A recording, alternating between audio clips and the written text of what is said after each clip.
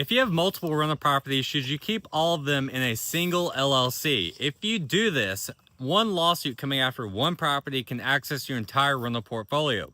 The reason being is that a lawsuit is coming after the owner of that property, which would be the LLC, and all the assets that that LLC holds. So your entire rental portfolio inside of one LLC can be accessed to the judgment of that lawsuit for one property.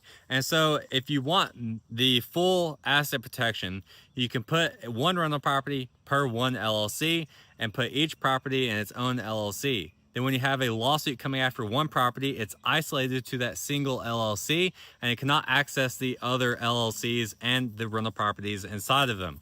Now, it's going to be a little bit more to manage on the back end. And a lot of people are going to say it really depends on the amount of equity that you have. But I'm of the opinion I would rather not lose a rental property that I work to get a down payment on, renovate, flip, whatever it's going to be to get it rent ready and all of those things. So I don't want to mess with any of that. I don't want to lose any of the properties I have, regardless of the amount of equity that I have. So I would personally spread them out into each its own LLC.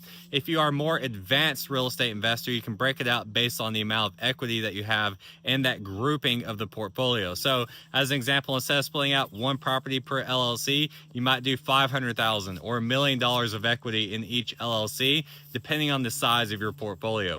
If you want help setting any of this up, click the link in the bio, fill out the form, and schedule a time to talk to some of our team.